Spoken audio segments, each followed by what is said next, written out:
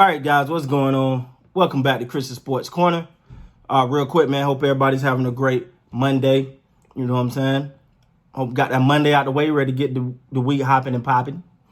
Real quick, want to talk about an article I came across, and I thought it was very, very interesting. I'm gonna tell you off the rip, I do not agree with this article, but the article is referring to the impact of Giannis signing with the Toronto Raptors or failure to do so, and how it affect Masai Ujiri's decision to stay in Toronto or not. Now, I'm gonna read pretty much the headline here, a couple points, and then I'm gonna give you my opinion on this.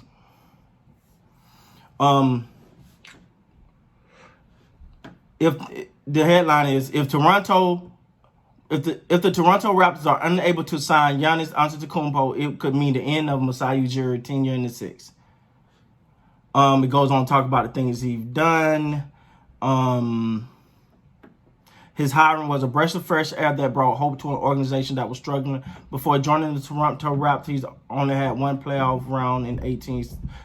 The team only had one playoff round in 18 seasons. In terms of accomplishment, Ujiri has essentially done everything an executive could aspire to. He drafted, developed talent, Pascal Siakam, OG to name a few, re-signed key players, Kyle Lowry, Van Vliet, hired the coach of the year, and put together a championship team in 2018. He's done more in 7 seasons with Toronto than most executives achieve in an entire career. However, there's still one thing left to do: attract a big-name free agent. Signing Antetokounmpo would be the exclamation point on Ujiri's career. When you look at the back history of Toronto Raptors franchise, the one thing that is consistent: teams have never been able to attract big-name free agents, and even when the team drafts and develops stars, it's hard to believe that player is actually going to want to re-sign in Toronto. All right, and this goes on, and it lists Kawhi, Vince Carter, Chris Bosh, Danny Green, Serge Ibaka, Marc Gasol. Now, first of all, I'm gonna be honest here. The names we just listed, I don't consider too many of them big name for. Okay, Chris Bosh, Kawhi Leonard, obviously, and Vince Carter. I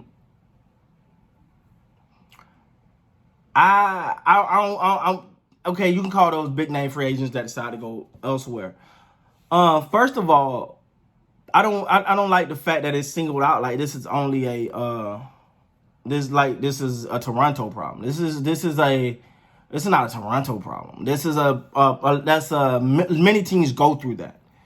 For example, the Timberwolves, with Garnett, and Cleveland with LeBron twice, and he did come back and win the rings or whatever. So you get that. Let me say this one thing before I really go into this. Kawhi Leonard did something that I don't think people realize. And I give him credit for the title. Well, not just him, but you get what I'm saying. I give him for his role in landing that title to Toronto, and I get all that. But the one thing Kawhi Leonard did for the Toronto Raptors, and I'm going to give him this, is he helped put on a national level the love that superstars get in Toronto.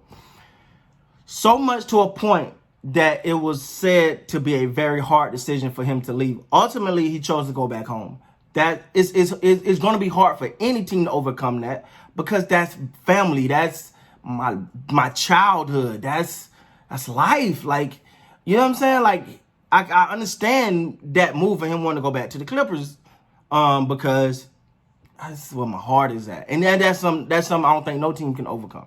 He was in San Antonio and wanted to get back home, so I get that.